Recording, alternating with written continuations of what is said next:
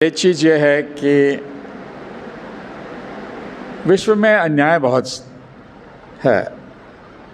जो अन्याय आपके सामने दिखाई देता है वो ये है कि जो अगुआ देश हैं वो अपना कल्याण करके आगे चले गए और पिछड़े देशों में भी जो पूंजीपति वर्ग है वो आगे चले गए, लेकिन जो मज़दूर है और जो काम करने वाले लोग हैं वो पीछे रह गए। और उसमें खासकर जो किसान है और किसान मज़दूर हैं वो पीछे रह गए। इसके अन्य कारण है और वो कारण कुछ बताऊंगा आपको। तो ये पहली चीज़ है। दूसरी चीज़ ये है कि ये जो किसान और किसान मज़दूरों के साथ अन्याय बहुत अब सालों से सदियों से चल रहा है, उसको निकालने में आप ही को आगे आना पड़ेगा। और ये सिर्फ काम जो है ये सिर्फ अपने आप के लिए नहीं करेंगे, बल्कि जिस प्रकार से मैं आपको बता रहा हूँ कि अन्याय कैसे हुआ है किसान और किसान मज़दूरों के साथ, उस अन्याय को ठीक ढंग से अगर निकाला तो ये एक काफ़ी समाज को बदलने का कार्यक्रम हो सकता है। यानी कि मोटा मोटी रूप में यही कह रहा हूँ कि ये सिर्फ एक बाज़ार का डिमांड नहीं होगा, लेकिन ये एक क्रांतिकारी डिमांड होगा। तो ये अन्याय क्या है? अन्याय ये है कि इस बाज़ार में, पूंजीवाद में, बाज़ार तो रहता ही है और ये बाज़ार में होता क्या है कि लेन देन होता है कि आप बाज़ार में जाते हैं, हम बाज़ार में जाते हैं और अगर 100 रुपये मैं देता हूँ किसी को तो 100 रुपये का मुझे कोई माल या सर्विस मिलना चाहिए। ये किसानों को मिलता नहीं है। इसका कारण ये है कि जो आप फसलें जो लेते हैं और बाज़ार में बेचते हैं, किसान और किसान मज़दूर क्या बेचते हैं? फसलें। वो फसल में होता क्या है? वो फसल में होता है ऊर्जा। आप खाना खाते हैं, मैं भी खाना खाता हूँ, उसमें मुझे क्या मिलता है? ऊर्जा मिलता है। इसके अलावा अगर मैंने कपास ली तो वहाँ से मुझे फाइबर भी मिलता है, खैर वो तो कम है। इसके अलावा चारा मिलता है। तो ये तीनों चीज़ मिलते हैं। ठीक है, बाज़ार आप मतलब किसानों को उसका दाम देती है और साथ साथ किसान जो है किसान मज़दूरों को कुछ पैसा दे देता है, ठीक है। लेकिन फसल और एक काम करता है जो आज तक उसका जो मूल्य है वो बाज़ार ने दिया नहीं है। हालांकि अब 10-20 साल से अर्थशास्त्र कह रही है कि देना चाहिए, लेकिन आज तक दिया नहीं है। वो क्या है? वो यही है कि अगर मैं बाज़ार में या सड़क पे कचरा फेंकता हूँ तो वो कचरा या तो मुझे ही वहाँ से उठा के उसको मतलब एक सेफ़ जगह पे डालना चाहिए, ना तो मैं म्युनिसिपल कॉरपोरेशन को पैसा देता हूँ और म्युनिसिपल कॉरपोरेशन जो है वो जो प्लास्टिक हम फेंकते हैं या जो भी फेंकते हैं वो प्लास्टिक वो उठा के फिर उसको मतलब कहीं डाल देती है। तो फसलों में और एक चीज़ होता है जिसका मूल्य दिया नहीं जाता, वो है कार्बन डाइऑक्साइड। कार्बन डाइऑक्साइड का सोकिंग होता है फसलों में, और फेंकता कौन है इस चीज़ को? इंडस्ट्री वाले, सर्विसेज वाले, ये लोग फेंकते हैं। अब इंडस्ट्री में इस्तेमाल होता है कोयला, गैस और तेल, और अगर कोयला, गैस और तेल को आप जलाएंगे तो कार्बन डाइऑक्साइड निकल आता है। अब कार्बन डाइऑक्साइड में खामी क्या है? कार्बन डाइऑक्साइड के वजह से तापमान बढ़ रहा है। आज का तापमान 1.3 तक बढ़ गया है। यानी कि अगर 300 साल पहले के तुलना करें हम, तो 1.3 डिग्री अब ज़्यादा हो गया है। और इससे क्या नुकसान होने वाला है? बहुत सारे नुकसान ऑलरेडी हो चुका है इसके वजह से। अब आप देख रहे हैं कि बारिश जो है वो जैसे पहले बारिश होता था वैसे नहीं है। बारिश मतलब अनसीजनल बारिश है, पड़ जाता है और बहुत भारी बारिश पड़ जाता है और फिर बारिश पड़ता ही नहीं है। और जब भारी बारिश पड़ जाता है तब बाढ़ आ जाता है और बाढ़ में लोग मतलब फंस जाते हैं, कुछ लोग मर भी जाते हैं उसमें। पाकिस्तान में 4 साल पहले जो बाढ़ हुआ, एग्जैक्टली 4 साल पहले जो बाढ़ हुआ, उसमें 1/3 पाकिस्तान जो है डूब गया। उसी प्रकार 2 साल पहले वायनाड में, केरल में जो भारी बारिश हुआ, उसके वजह से भारी लैंडस्लाइड हुआ 2 बार और वो लैंडस्लाइड में 200 लोग मर गए। और इस प्रकार के लैंडस्लाइड जो हैं वो कई सारे जगह अब हिमालय पर्वत में और अन्य और जगह वेस्टर्न घाट में होने लगा है। ये हो रहा है इसलिए क्योंकि तापमान, टेम्परेचर बढ़ गया है। और आप देख रहे हैं कि इस वाले धूपकाल में टेम्परेचर 45-48 डिग्री तक चला गया है। और इसके वजह से, ये टेम्परेचर बढ़ने के वजह से कई सारे शहरों में जो साइंटिस्ट इस पर जो रिसर्च किए हैं, ये कहते हैं कि अप्रैल से लेकर जून तक मृत्यु जो है 15% ज़्यादा है। ये तापमान बढ़ने की वजह से है। इसके अलावा पूरे बांग्लादेश जो है, बांग्लादेश का 20% बांग्लादेश डूबने वाला है 80 साल में। वहाँ से 10 करोड़ लोग बाहर निकलेंगे बिना घर। पूरे मालदीव्स जो है वो डूब जाएगा 80 साल में। 5 लाख लोग बेघर हो जाएंगे। भारत में ही देखिए कि तापमान बढ़ने के वजह से वो क्या रहा है कि समुंदर ऊपर आ रहा है। खासकर कलकत्ता के साइड में समुंदर ऊपर आ रहा है और 80 साल में समुंदर जो है वो कलकत्ता तक पहुंचेगा। इसको हम लोग मतलब कंप्यूटर में डाल के मॉडलिंग करके देखते हैं कि क्या होने वाला है। तो तापमान का बढ़ोतरी के वजह से नुकसान बहुत होने वाला है। और ये नुकसान खासकर मतलब तापमान का बढ़ोतरी की वजह से आज जो मृत्यु हो रहा है, एक शहर में 15% ज़्यादा मृत्यु हो रहा है अप्रैल से लेकर जून तक।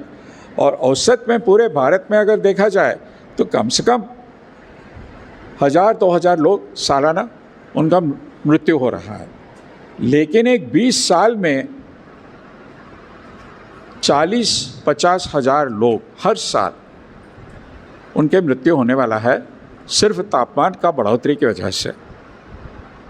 इसके अलावा बाढ़ के वजह से और ज़्यादा लोग इसमें फंसेंगे, लैंडस्लाइड के वजह से और ज़्यादा लोग उनके मृत्यु होगा, इत्यादि इत्यादि। इसका डिटेल में अब तुरंत नहीं जाऊंगा, मैं जो विषय है उस पर आऊँगा। अब ये कार्बन डाइऑक्साइड निकालने का तरीका क्या है, कहाँ तक निकालना चाहिए? अब साइंटिस्ट यही कहते हैं कि 1.5 डिग्री का से ज़्यादा तापमान बढ़ना नहीं चाहिए। अब ऑलरेडी 1.3 तक पहुंच गए हम लोग, यानी कि एक 6-7 साल में हम 1.5 डिग्री से ज़्यादा हो ही जाएंगे। और साइंटिस्ट यही कहते हैं कि 1.5 डिग्री से ज़्यादा हुआ तो वो डेंजर है, मतलब और कई सारी चीज़ें होंगे जिसको हम रोक ही नहीं पाएंगे। जैसे कि ग्रीनलैंड पर बहुत ही बड़ा बर्फ़ का शीट है, 1,60,000 स्क्वायर किलोमीटर का बहुत बड़ा आइस शीट है, वो पिघलने लगा है। अगर वो पानी जो वो खारा पानी नहीं है, वो अच्छा पानी है, और वो पानी अगर समुंदर में आ गया तो समुंदर जो है, जो अटलांटिक महासमुंदर जो है, वो डिस्टर्ब हो जाएगा और वो अटलांटिक समुद्र वहाँ पे अगर डिस्टर्ब हो गया तो पूरे पैसिफिक महासमुंदर और इंडियन महासमुंदर जो है सब डिस्टर्ब हो जाएंगे और पूरे जो मतलब हमारे जो वातावरण है सभी जगह, सिर्फ भारत में नहीं, सब एशिया में नहीं, बल्कि यूरोप में, अमेरिका में, साउथ अमेरिका में, अफ्रीका में डिस्टर्ब हो जाएगा। यानी कि तापमान बढ़ेगा धूप काल में और सर्दियों में मतलब जितना सर्दी पहले होता था उतना नहीं होगा। हमारे फसलों पर, हमारे फूड सिक्योरिटी पर, हमारे पानी का सिक्योरिटी, ये जो हैं ये मतलब कॉम्प्रोमाइज़ हो जाएंगे। अब इसके वजह से तापमान बढ़ने के वजह से ऑलरेडी जो बर्फ़ है हिमालय पर्वत में वो पिघलने लगा है और यहाँ जहाँ मतलब पंजाब, उत्तर प्रदेश, हरियाणा, बिहार, जहाँ पे मतलब अच्छी मिट्टी है, खूब पानी है, यहाँ पर राजस्थान जैसे मतलब परिस्थिति बन जाएगा धीरे से, क्योंकि ये बर्फ़ पिघलने लगा है। और पाकिस्तान में उनका एक ही नदी है, सिंधु नदी। अफ़गानिस्तान में भी उनका एक मुख्य नदी एक ही है, अमू दरिया। ये दोनों नदियों को मिलता है पानी बर्फ़ पिघलने के वजह से 60-70%। सिंधु नदी में 60% पानी मिलता है बर्फ़ पिघलने के वजह से। अमू दरिया में 70-75% पानी मिलता है बर्फ़ पिघलने के वजह से। एक बार बर्फ़ पिघल गया तो पानी कहाँ से आएगा? होगा नहीं। फिर क्या होगा आप ही सोच लो। पाकिस्तान का हालत ऑलरेडी, उनके सिंध और उनके पंजाब जो है लड़ रहे हैं। बलूचिस्तान का हालत आप जानते ही हैं। गंगा और ब्रह्मपुत्र का इतना ख़राब हालत नहीं है। गंगा का बर्फ़ पिघलने के वजह से जो पानी आता है वो सिर्फ 10% है और ब्रह्मपुत्र का 20% है। इफ़ेक्ट तो होगा भारत में ज़रूर, लेकिन इतना नहीं होगा जितना पाकिस्तान और अफ़गानिस्तान में होगा। और वहाँ से रिफ्यूजी निकलाएंगे, यहाँ बांग्लादेश से रिफ्यूजी निकलाएंगे, वहाँ पाकिस्तान और अफ़गानिस्तान से रिफ्यूजी निकलाएंगे। क्योंकि अगर पानी नहीं है तो क्या करेंगे लोग? खाना नहीं होगा, पानी नहीं होगा। और इनका उत्तर नहीं है उनके पास। बांग्लादेश के एनवायरनमेंट मिनिस्टर से बातचीत किया मैंने और उसको अखबार में मैंने पब्लिश किया नाम के साथ, परमिशन दी मुझे। उन्होंने बोला हमारे पास कोई उपाय नहीं है। पाकिस्तान के एक वरिष्ठ साइंटिस्ट से बात की और नाम के साथ मैंने पब्लिश की और मैंने पूछा भाई सिंधु नदी में जब पानी कम हो जाएगा आपके पास कोई उपाय है? तो उसने बोला नहीं है। अब ये कार्बन डाइऑक्साइड जो ये ख़राब काम कर रहा है, इसके लिए जिम्मेदार कौन है? इसका जिम्मेदारी खासकर अमेरिका और यूरोप है, क्योंकि पिछले 250 साल में उन्होंने 70% कार्बन डाइऑक्साइड जो छोड़ा गया है उन्होंने छोड़ा। उनका आबादी कितना है? आज का आबादी को देखा जाए विश्व के तो 16% है उनका आबादी। यानी कि 16% लोग जो हैं 70% कार्बन डाइऑक्साइड उन्होंने छोड़ा।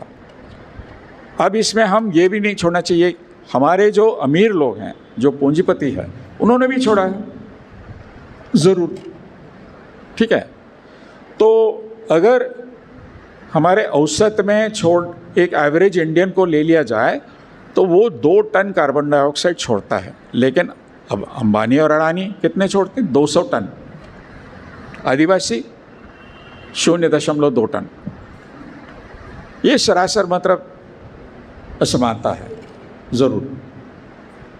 अब अमेरिका और यूरोप का कल्याण हो गया, क्योंकि उनका हर आदमी हर साल कितना कमाता है? $45,000। हम कितना कमाते हैं भारत में?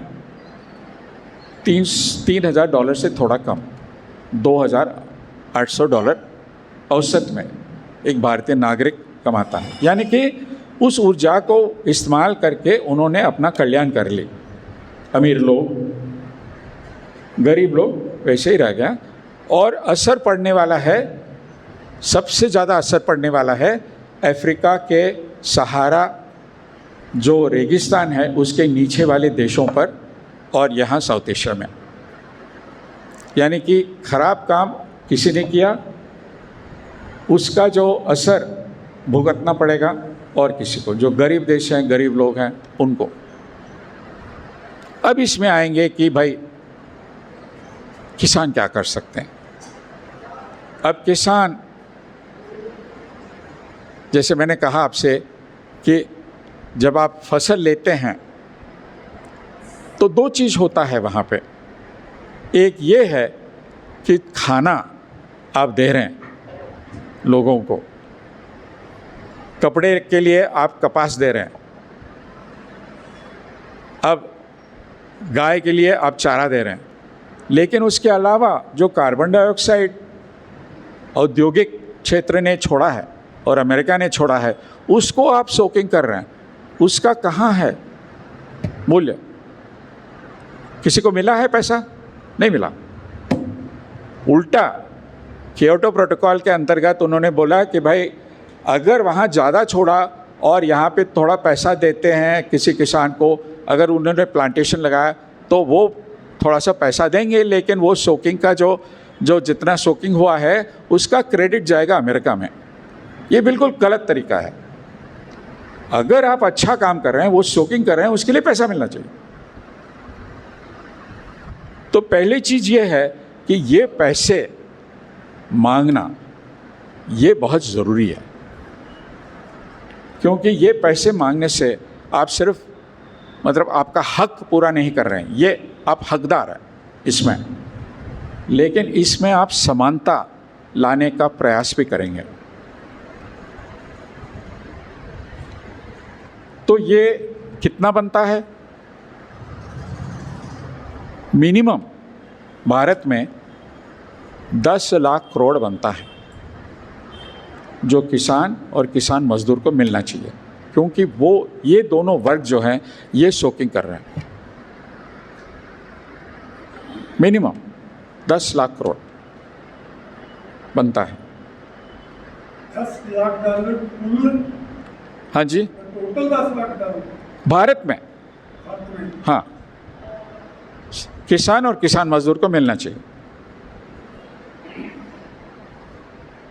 अब कई सारे जो अर्थशास्त्र के वैज्ञानिक हैं उनसे बात की मैंने, और उनमें ज़्यादा से ज़्यादा लोग यही कहते हैं, JNU और इत्यादि वहाँ बात की, वो कहते हैं ये बिल्कुल सच बात है।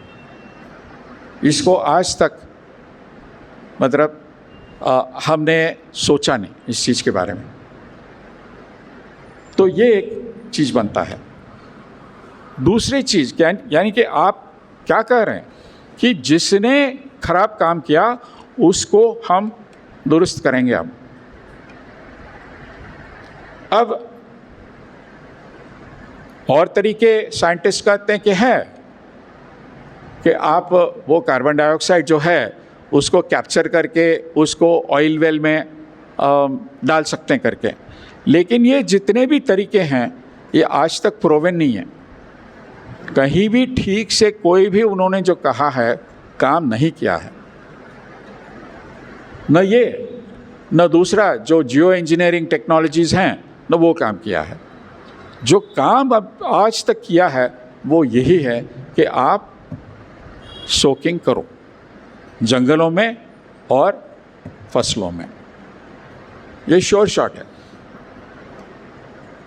और अगर आप ये मांगेंगे तो ज़रूर यही होगा कि कार्बन डाइऑक्साइड को ऊपर छोड़ने का मतलब जितना छोड़ा जा रहा है वो कम करेंगे।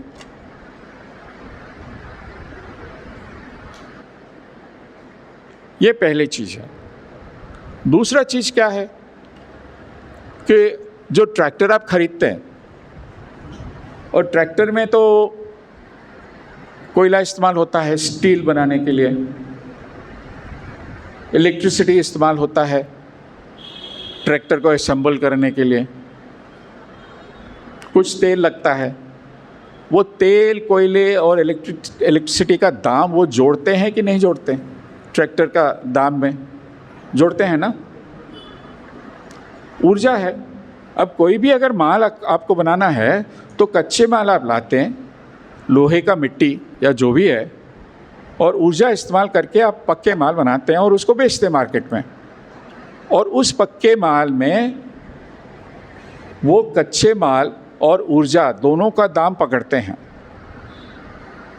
अब क्या फसलों में ये हो रहा है? नहीं हो रहा है। क्यों? क्योंकि जो सूरज की किरणें, उसका दाम कहाँ है? आपको देते हैं दाम? नहीं देते। क्यों?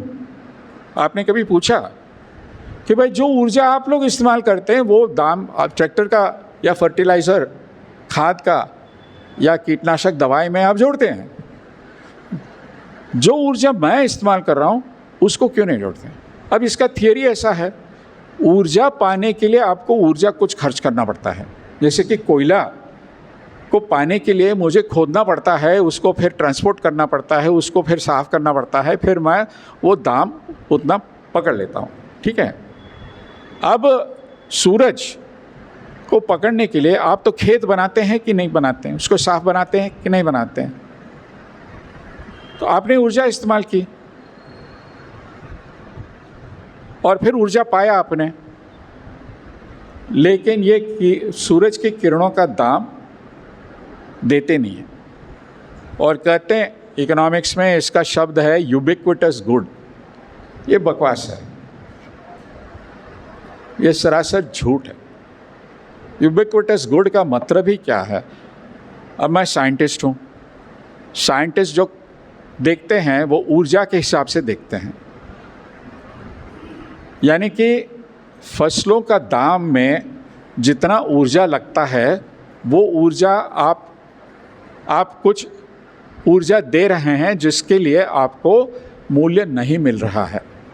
लेकिन जो ट्रैक्टर, खाद, कीटनाशक दवाई, डीजल वगैरह जो आप ले रहे हैं औद्योगिक क्षेत्र से, उसका पूरा ऊर्जा का जो दाम है वो दे रहे हैं। इसमें प्रॉब्लम है। और ये प्रॉब्लम चूँकि हमारे अर्थशास्त्र वाले वैज्ञानिक हैं वो थर्मोडायनेमिक्स नहीं समझते, इसलिए उन्होंने आज तक, और ये जो परंपरा है ये सिर्फ एडम स्मिथ नहीं बल्कि रिकार्डो से जो मार्क्स ने लिया, इसी लाइन से आए हैं, दाम नहीं दिया आपको। हालांकि आज अगर आप साहित्य वगैरह पढ़ेंगे, मार्क्स का जो नए इंटरप्रिटेशंस जो हैं उसमें अब लग रहा है कि मार्क्स ने देखा लेकिन उसको पूरा मतलब समझ नहीं पाया, क्योंकि उस समय पे ये सब्जेक्ट जो है इतना डेवलप नहीं हुआ था उस समय। एंगल्स ने नहीं देखा इस चीज़ को। खैर, तो ये दोनों चीज़ अगर आप मांगेंगे तो दो चीज़ की तरफ हमें जाना है पूरे मनुष्य समाज को। वो है समानता और दूसरा है सततता। इस दिशा में हम जा सकेंगे। तो ये दोनों चीज़ आपके सामने रखना था मुझे। और हम लोगों ने क्या किया, कुछ साइंटिस्ट, हमने एक वर्कबुक बनाया कि आपके खेत में कार्बन डाइऑक्साइड का सोकिंग कितना हो रहा है। उस वर्कबुक को इस्तेमाल करके आप खुद अंदाज़ लगा सकते हैं। और फिर 1 टन कार्बन डाइऑक्साइड बाहर का दाम, ये मैं नहीं कह रहा हूँ, ये यूएन वाले और बाकी जो लोग बाहर जो अर्थशास्त्र वाले वैज्ञानिक जो हैं वो कह रहे हैं कि $50 पर टन कार्बन डाइऑक्साइड से लेके $300 पर टन देना चाहिए करके। अब देना चाहिए $300। अगर दुरुस्त करना है 1.5 डिग्री के अंतर्गत ही होना है तो $300 पर टन देना है। लेकिन बाज़ार है, पूंजीवाद में बाज़ार तो होता ही है। तो उस बाज़ार में अब ट्रेडिंग होता है, आप कहते हैं कि मुझे $300 दो, वो कहेंगे $300 का मतलब ये है कि 30,000 रुपये के आसपास, थोड़ा कम, 30,000 रुपये से कम, थोड़ा कम, क्योंकि आज डॉलर और रुपए का रेट है 96 रुपये $1। तो एक तो अगर ये मांग करी हमने, तो ऊर्जा का खपत, इतना जो खपत हो रहा है वो कम तो होना ही पड़ेगा और कोई रास्ता नहीं है। ये अनलिमिटेड ऊर्जा का इस्तेमाल करना जो हर एक पार्टी करती है, खासकर पूंजीवादी पार्टी जो कहती है कि विकास होते ही जाएगा, कैसे होगा? हमारे धरती पर लिमिटेड कच्चा माल है, लिमिटेड ऊर्जा है। आज हम 15 यूनिट समझ लो, जिसको साइंस में कहते हैं GTOE, वो एक यूनिट है। जैसे कि आपका इलेक्ट्रिसिटी यूनिट होता है giga ton of oil equivalent, 15 giga ton of oil equivalent इस्तेमाल कर रहे हैं। जिस हिसाब से आज हम ऊर्जा का खपत का मतलब बढ़ोतरी कर रहे हैं, 100 साल में हमें 90 GTOE चाहिए। आएगा कहाँ से? इसका जवाब आप बीजेपी से पूछो, कांग्रेस पार्टी से पूछो, ट्रम्प से पूछो, आप पार्टी से पूछो, इसका उत्तर नहीं है उनके पास। ये कहाँ से आएगा? न सोलर से आने वाला है, वो सोलर से नहीं होगा, न वायु से आने वाला है, न न्यूक्लियर से आने वाला है। तो ऊर्जा का कमी करना, ये अब हमारे सामने ऑलरेडी ये सवाल जो है ये आ गया है कि एक लिमिटेड प्लैनेट पे अनलिमिटेड ग्रोथ हो नहीं सकता। अगर वो काम किया हमने, तो अगली पीढ़ी क्या खाएगी, क्या पिएगी? तो ये एक है। दूसरा ये है कि अगर किसी को ज़्यादा दिया और किसी को कम, तो जिसको कम मिला वो यही कहेगा कि आपने ज़्यादा लिया तो मैं भी लूँगा, या कम से कम मैं भी कोशिश करूँगा। तो समानता लाना, चाहे आप उसको समाजवाद कहो, चाहे और कोई नाम दो, समानता लाना बहुत ज़रूरी है। ये दोनों चीज़ लाने के लिए आज मैं कह रहा हूँ, जैसे मार्क्स और लेनिन ने कहा 150 साल पहले, 100 साल पहले, कि workers of the world unite.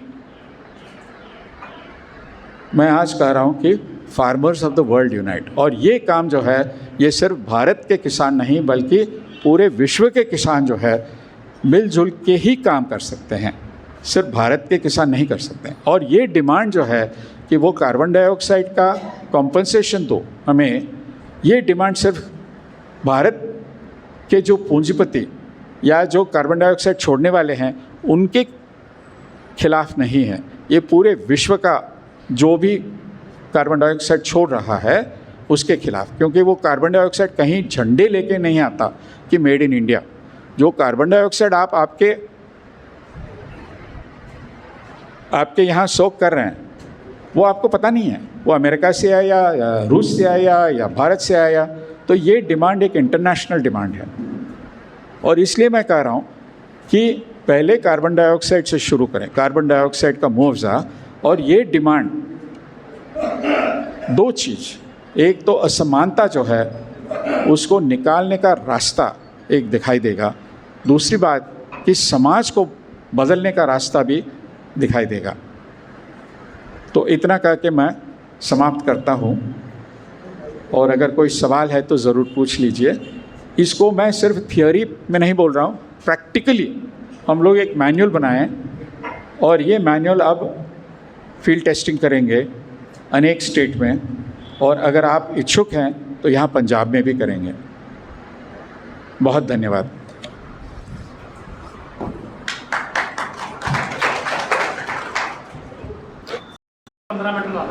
नहीं ਬਾਹਲਾ ਚਿਰ ਨਹੀਂ ਲਾਉਂਦਾ। ਦੇਖੋ, ਇਹਨਾਂ ਨੇ ਜਿਹੜੀਆਂ ਗੱਲਾਂ ਸਾਡੇ ਨਾਲ ਸਾਂਝੀਆਂ ਕੀਤੀਆਂ ਨੇ, ਮੈਂ ਪੰਜਾਬੀ 'ਚ ਤੁਹਾਡੇ ਨਾਲ ਉਹ ਮੋਟੀ ਦੱਸਣਾ ਤੁਹਾਨੂੰ ਚਾਹੁੰਦਾ। ਇੱਕ ਤਾਂ ਇਹ ਕਹਿ ਰਹੇ ਨੇ ਵੀ ਜਦੋਂ ਤੋਂ ਉਦਯੋਗ ਦਾ, ਕਾਰਖਾਨੇ ਦਾ ਯੁੱਗ ਸ਼ੁਰੂ ਹੋਇਆ, ਇਹਨੂੰ 1750 'ਚ ਇਹਨੂੰ ਮੰਨਿਆ ਜਾਂਦਾ ਵੀ 1750 ਤੋਂ ਉਦਯੋਗਿਕ ਕ੍ਰਾਂਤੀ ਸ਼ੁਰੂ ਹੋਈ ਹੈ। ਉਹਨੂੰ ਜੇ ਆਪਾਂ 1750 ਨੂੰ ਲਾਈਨ ਮੰਨ ਲਈਏ ਤਾਂ ਕਮ ਸੇ ਕਮ 300 ਸਾਲ ਦੇ ਲਗਭਗ ਇਹ ਸਿਸਟਮ, ਜਿਹਨੂੰ ਆਪਾਂ ਸਰਮਾਏਦਾਰੀ, ਪੂੰਜੀਵਾਦੀ, ਕੋਈ ਜੋ ਮਰਜ਼ੀ ਨਾਂ ਲਓ ਉਹਦਾ, ਇਹ ਸਿਸਟਮ ਨੂੰ ਸ਼ੁਰੂ ਹੋਇਆ ਹੋ ਗਿਆ। ਇਹ ਸਿਸਟਮ ਨੇ ਕਰਿਆ ਕੀ ਆ ਕਿ ਧਰਤੀ ਹੇਠਲੀਆਂ ਚੀਜ਼ਾਂ ਨੂੰ ਕੱਢਿਆ ਔਰ ਉਹਨਾਂ ਨੂੰ ਮਚਾਇਆ, ਔਰ ਮਚਾ ਕੇ ਉਹਨਾਂ ਨੂੰ ਹਵਾ 'ਚ ਛੱਡਤਾ। ਕੋਲਾ ਧਰਤੀ 'ਚੋਂ ਨਿਕਲਿਆ, ਪੈਟਰੋਲੀਅਮ ਪਦਾਰਥ ਧਰਤੀ 'ਚੋਂ ਨਿਕਲੇ, ਉਹਨਾਂ ਨੂੰ ਕੱਢਿਆ, ਕੱਢ ਕੇ ਉਹਨਾਂ ਦੀ ਵਰਤੋਂ ਕੀਤੀ ਔਰ ਧੂਏ ਦੇ ਰੂਪ ਦੇ ਵਿੱਚ ਉਹ, ਜਿਹਨੂੰ ਆਪਾਂ ਬਹੁਤ ਸੌਖੇ ਸ਼ਬਦਾਂ 'ਚ ਕਹਿ ਦਈਏ, ਉਹਨੂੰ ਧੂਆਂ ਕਹਿ ਲਓ, ਉਹਨੂੰ ਕਾਰਬਨ ਡਾਈਆਕਸਾਈਡ ਕਹਿ ਲਓ, ਉਹ ਛੱਡਤਾ ਆਪਣੇ ਅਸਮਾਨ ਦੇ ਵਿੱਚ, ਸਾਡੇ ਵਾਯੂਮੰਡਲ ਦੇ ਵਿੱਚ। ਜਿਹਦਾ ਫਰਕ ਇਹ ਪੈ ਗਿਆ ਕਿ ਉਹ ਅਸੀਂ ਇੰਨਾ ਮਚਾਤਾ ਹੁਣ ਤੱਕ, ਕੋਲਾ, ਤੇਲ, ਪੈਟਰੋਲੀਅਮ ਪਦਾਰਥ, ਗੈਸ ਵਗੈਰਾ ਜਿੰਨਾ ਵੀ ਕੁਛ ਹੈਗਾ, ਵੀ ਉਹਦੇ ਨਾਲ ਧਰਤੀ ਦਾ ਜਿਹੜਾ ਔਸਤ ਤਾਪ ਆ ਜਿਹੜਾ, ਉਹ ਕਹਿੰਦੇ ਵੀ 1.3 ਡਿਗਰੀ, ਇਹ ਕਹਿੰਦੇ ਵੀ ਹੁਣ ਤੱਕ ਵੱਧ ਗਿਆ ਔਰ 1.5 ਡਿਗਰੀ 5-7 ਸਾਲ 'ਚ ਉਹ ਪੂਰਾ ਹੋ ਜੂ ਜਾਣੇ।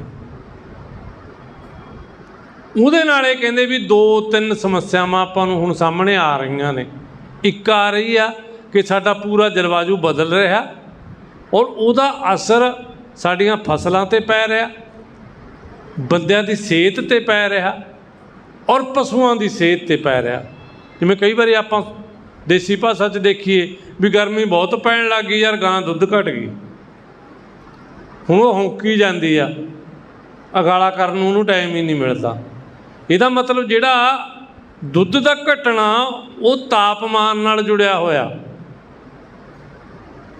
ਥੋੜ੍ਹੇ ਦਿਨ ਪਹਿਲਾਂ ਸਾਡੇ ਇੱਕ ਗਾਂ ਵਿੱਚ ਇੱਕ ਮੁੰਡੇ ਨੇ, ਉਹ ਕਹਿੰਦਾ ਵੀ ਪਿਛਲੇ ਵਾਰੀ ਇਹਨੇ 30 ਲੀਟਰ ਦੁੱਧ ਕੱਢਿਆ ਸੀ, ਐਤਕੀ ਨਹੀਂ ਕੱਢਦੀ। ਉਹ ਕਹਿੰਦਾ ਵੀ ਐਤਕੀ ਤਾਂ ਜ਼ਿਆਦਾ ਕੱਢਣਾ ਚਾਹੀਦਾ। ਉਹ ਕਹਿੰਦਾ ਪਿਛਲੀ ਵਾਰੀ ਇਹ ਸਰਦੀਆਂ 'ਚ ਸੂਈ ਸੀ, ਐਤਕੀ ਗਰਮੀਆਂ 'ਚ ਸੂਊਗੀ, ਐਤਕੀ ਨਹੀਂ ਉਹਨਾਂ ਕੱਢਦੀ। ਮਤਲਬ ਤਾਪਮਾਨ ਦਾ ਅਸਰ ਪਸ਼ੂ ਦੀ ਸਿਹਤ 'ਤੇ, ਉਹਨਾਂ ਦੇ ਦੁੱਧ 'ਤੇ, ਐਸੇ ਤਰ੍ਹਾਂ ਸਾਡੀ ਸਿਹਤ 'ਤੇ, ਸਾਡੀਆਂ ਬਿਮਾਰੀਆਂ, ਸਾਡੀਆਂ ਸਮੱਸਿਆਵਾਂ ਨਾਲ ਜੁੜਿਆ ਹੋਇਆ। ਔਰ ਤਾਪ ਦਾ ਅਸਰ ਸਾਡੀਆਂ ਫਸਲਾਂ 'ਤੇ ਜੁੜਿਆ ਹੋਇਆ। ਪਿਛਲੀਆਂ ਦੋਨੇ ਫਸਲਾਂ ਆਪਣੀਆਂ ਖਰਾਬ ਗਈਆਂ ਨੇ। ਪਹਿਲਾਂ ਜੀਰੀ ਖਰਾਬ ਗਈ, ਫਿਰ ਐਤਕੀ ਕਣਕ ਖਰਾਬ ਗਈ। ਕਣਕ ਦੇ ਵਿੱਚ ਤੁਸੀਂ ਇਹ ਦੇਖੋ, ਪੁਰਾਣੀ ਕਣਕ ਜੇ ਕਿਸੇ ਦੇ ਘਰੇ ਪਈ ਆ ਚੱਕ ਕੇ ਦੇਖੋ, ਔਰ ਐਤਕੀ ਵਾਲੀ ਚੱਕ ਕੇ ਦੇਖੋ, ਐਤਕੀ ਵਾਲੀ ਨਾਲੇ ਭਿੱਜੀ ਨਹੀਂ, ਭਿੱਜੜ ਲੱਗਦੀ ਹੈ, ਚਮਕੀ ਨਹੀਂ ਹੈਗੀ, ਦਾਣੇ 'ਤੇ ਰੂਹ ਹੀ ਨਹੀਂ, ਔਰ ਨਾ ਉਹਦੇ 'ਚ ਭਾਰ ਆਉਣਾ। ਜਿਹੜੇ ਮਸਾਂ ਮੂੰਹ ਬੰਨਿਆ 50 ਕਿਲੋ ਨਹੀਂ ਹੁੰਦੀ। ਪਿਛਲੇ ਸਾਲ ਵਾਲੀ ਦੇਖੋ ਵੀ 50 ਕਿਲੋ ਥੋੜ੍ਹੇ ਜਿਹੇ 'ਚ ਹੀ ਹੋ ਜਾਂਦੀ ਸੀ। ਜਾਣੀ ਇਹਨਾਂ ਸਾਰੀਆਂ ਚੀਜ਼ਾਂ ਦਾ ਅਸਰ, ਇਹ ਕਹਿੰਦੇ ਵੀ ਜਿਹੜਾ ਸਾਡੇ ਹਵਾ ਦੇ ਵਿੱਚ ਅਸੀਂ ਇਹ ਗੰਦੀਆਂ ਗੈਸਾਂ ਛੱਡੀਆਂ, ਉਹਦੇ ਕਰਕੇ ਹੋ ਗਿਆ। ਜਿਹਦੇ 'ਚੋਂ ਇੱਕ ਗੱਲ ਇਹਨਾਂ ਨੇ ਇਹ ਕਹੀ ਵੀ ਜਿਹੜਾ ਯੂਰਪ ਆ, ਅਮਰੀਕਾ, ਜਿਹੜੇ ਵਿਕਸਿਤ ਮੁਲਕ ਨੇ, ਉਹਨਾਂ ਦੀ ਆਬਾਦੀ ਤਾਂ ਹੈਗੀ ਆ 16%, ਉਹਨਾਂ ਨੇ ਗੰਦੀਆਂ ਗੈਸਾਂ ਛੱਡਤੀਆਂ 70%, ਔਰ ਜਿਹਦੇ ਕਰਕੇ ਹਰੇਕ ਉੱਧਰ ਨੂੰ ਭੱਜਣ ਦੀ ਤਿਆਰੀ ਕਰਦਾ।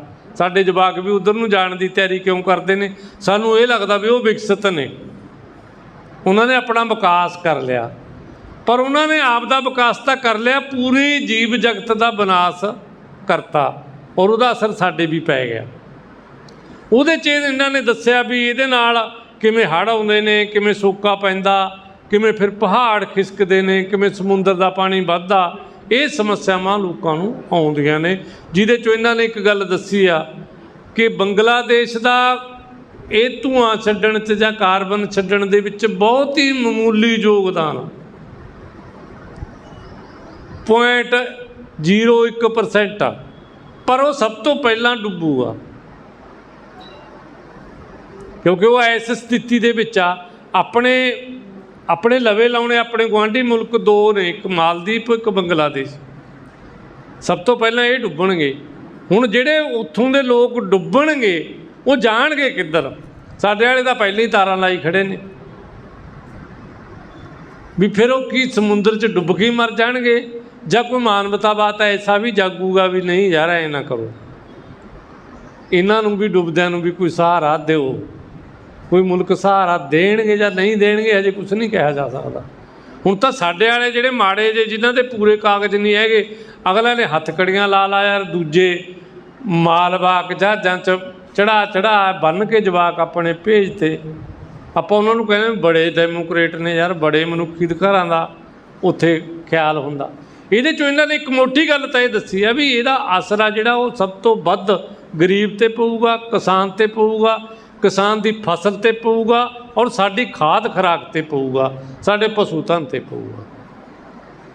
ਦੂਜਾ ਇਹਨਾਂ ਨੇ ਇਹਦੇ 'ਚ ਇਹ ਦੱਸਣ ਦੀ ਕੋਸ਼ਿਸ਼ ਕੀਤੀ ਆ ਕਿ ਜਿਹੜੀ ਉਹ ਗੰਦੀ ਗੈਸ ਛੱਡਦੇ ਨੇ ਉਹਨੂੰ ਸਾਡੀਆਂ ਫਸਲਾਂ ਸੋਕ ਕੇ ਦੁਬਾਰੇ ਵਧੀਆ ਗੈਸ ਦੇ ਵਿੱਚ ਤਬਦੀਲ ਕਰ ਦਿੰਦੀਆਂ। ਜਿਵੇਂ ਕੀ ਆ, ਜਿੰਨੀ ਵੀ ਹਰੀ ਮਤਲਬ ਹਰੇਵਾਈ ਵਾਲੀ ਚੀਜ਼ ਆ, ਜਿਹਨੂੰ ਆਪਾਂ ਬਨਸਪਤੀ ਕਹਿੰਦੇ ਆ, ਜਿਹਦੇ 'ਚ ਪੇੜ ਪੌਦੇ ਸਾਡੀਆਂ ਫਸਲਾਂ ਆ ਗਈਆਂ, ਉਹ ਕਹਿੰਦੇ ਵੀ ਜਿਹੜੀ ਉਹ ਕਾਰਬਨ ਡਾਈਆਕਸਾਈਡ ਆ ਉਹਨਾਂ ਦੀ ਖੁਰਾਕ ਆ, ਉਹ ਖਾ ਕੇ ਆਪਣੇ ਆਪ ਨੂੰ ਪੂਰਾ ਵਧਾਉਂਦੇ ਫਲਾਉਂਦੇ ਨੇ ਉਹ, ਔਰ ਸਾਡੇ ਜਿਹੜੀ ਆ ਸਾਡੀ ਖੁਰਾਕ ਆ ਆਕਸੀਜਨ, ਉਹਨੂੰ ਉਹ ਛੱਡ ਦਿੰਦੇ ਨੇ, ਉਹ ਸਾਨੂੰ ਦੇ ਦਿੰਦੇ ਨੇ। ਜਿਵੇਂ ਆਪਾਂ ਕਹਿੰਦੇ ਨਾ ਵੀ ਭੈਣ ਭਰਾ ਦਾ ਖੂਨ ਦਾ ਰਿਸ਼ਤਾ ਹੁੰਦਾ, ਹਰੇਵਾਈ ਨਾਲ ਸਾਡਾ ਸਾਹ ਦਾ ਰਿਸ਼ਤਾ, ਉਹਨੂੰ ਜਿਹੜਾ ਸਾਹ ਚਾਹੀਦਾ ਅਸੀਂ ਦਿੰਦੇ ਹਾਂ, ਜਿਹੜਾ ਸਾਨੂੰ ਚਾਹੀਦਾ ਉਹ ਦਿੰਦੀ ਹੈ। ਔਰ ਜੇ ਸਾਡਾ ਮਰੀਜ਼ ਆਕਸੀਜਨ ਲੱਗ ਜੇ, ਆਪਾਂ ਨੂੰ ਪਤਾ ਵੀ ਉਹ ਕਿੰਨਾ ਮਹਿੰਗਾ ਲਾਉਂਦੇ ਨੇ ਸਿਲੰਡਰ, ਔਰ ਕੁਦਰਤ ਸਾਨੂੰ, ਤੁਸੀਂ ਇਹ ਲਾਓ ਵੀ ਬੰਦਾ ਇੱਕ ਦਿਨ 'ਚ ਸਭ ਤੋਂ ਵੱਧ ਕੀ ਖਾਂਦਾ? ਹਵਾ ਖਾਂਦਾ। ਸਾਇੰਸ ਮੁਤਾਬਕ ਕਿੰਨੀ ਹਵਾ ਖਾਂਦਾ? 8000 ਲੀਟਰ ਤੋਂ ਲੈ ਕੇ 10000 ਲੀਟਰ ਤੱਕ 24 ਘੰਟੇ 'ਚ ਬੰਦਾ ਹਵਾ ਖਾ ਜਾਂਦਾ। ਔਰ ਉਹਦੀ ਕੁਦਰਤ ਸਾਨੂੰ ਕੋਈ ਪੈਸਾ ਨਹੀਂ ਲੈਂਦੀ ਉਹਦਾ, ਉਹ ਫਰੀ 'ਚ ਆ ਕੰਮ। ਪਾਣੀ ਵੀ ਸਾਨੂੰ ਕੁਦਰਤ ਨੇ ਫਰੀ 'ਚ ਹੀ ਦਿੱਤਾ ਸੀ, ਭੋਜਨ ਵੀ ਸਾਨੂੰ ਕੁਦਰਤ ਨੇ ਫਰੀ 'ਚ ਹੀ ਦਿੱਤਾ ਸੀ। ਔਰ ਹੁਣ ਇਹ ਗੱਲ ਇਹ ਕਹਿ ਰਹੇ ਨੇ ਵੀ ਜਿਹੜੀਆਂ ਕਿਸਾਨਾਂ ਦੀਆਂ ਫਸਲਾਂ ਉਹ ਗੰਦੀ ਹਵਾ ਨੂੰ ਸ਼ੁੱਧ ਬਣਾਉਂਦੀਆਂ ਨੇ, ਉਹ ਜਿਹੜਾ ਗੰਦਗੀ ਫੈਲਾਉਂਦੇ ਨੇ ਉਹਨੂੰ ਉਹ ਸਾਫ਼ ਕਰਕੇ ਹਵਾ ਦੇ ਵਿੱਚ ਛੱਡਦੀਆਂ ਨੇ, ਉਹਦਾ ਅਵਜਾਨਾ ਕਿਸਾਨਾਂ ਨੂੰ ਮਿਲਣਾ ਚਾਹੀਦਾ। ਇਹਦੇ 'ਤੇ ਸਾਇੰਟਿਸਟ ਕੰਮ ਕਰ ਰਹੇ, ਔਰ ਉਹ ਅਵਜਾਨਾ ਮੋਟਾ ਮੋਟੀ ਇਹ ਕਹਿੰਦੇ ਨੇ ਵੀ ਕਿੱਲੇ ਦਾ $200 ਤੋਂ ਲੈ ਕੇ $300 ਤੱਕ ਮਿਲਣਾ ਚਾਹੀਦਾ ਇੱਕ ਸਾਲ।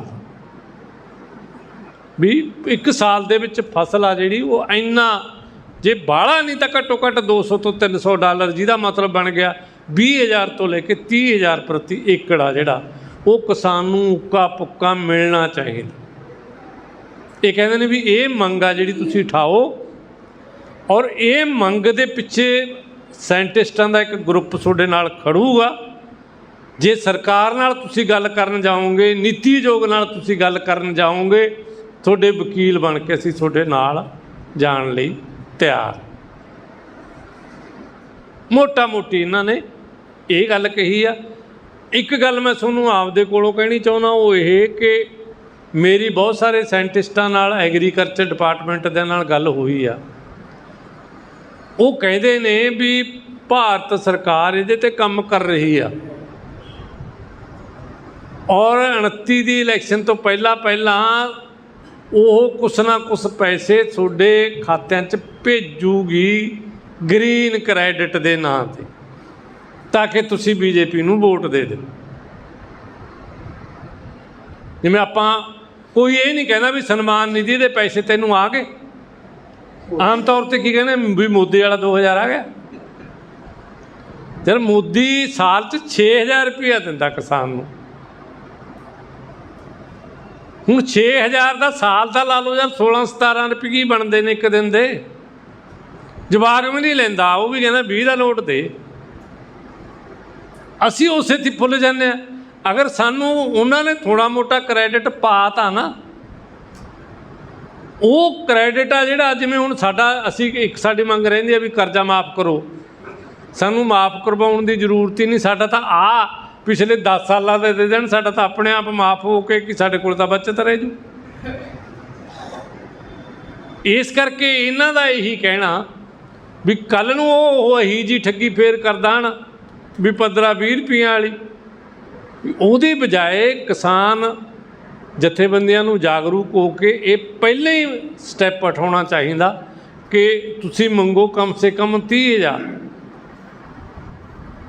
ਇੱਕ ਸਾਲ ਦਾ ਇੱਕ ਫਾਰਮਰ 1 ਏਕੜ ਦਾ ਵੀ 30,000 ਸਾਨੂੰ ਕਾਰਬਨ ਕ੍ਰੈਡਿਟ ਦੇ ਨਾਂ 'ਤੇ ਸਾਡੇ ਖਾਤਿਆਂ 'ਚ ਟਰਾਂਸਫਰ ਕਰੋ, ਕਿਉਂਕਿ ਅਸੀਂ ਇੰਨਾ ਚੰਗਾ ਕੰਮ ਆ ਜਿਹੜਾ ਉਹ ਸ਼ੁੱਧ ਕੰਮ ਆ ਜਿਹੜਾ ਉਹ ਕਰ ਰਹੇ ਹਾਂ।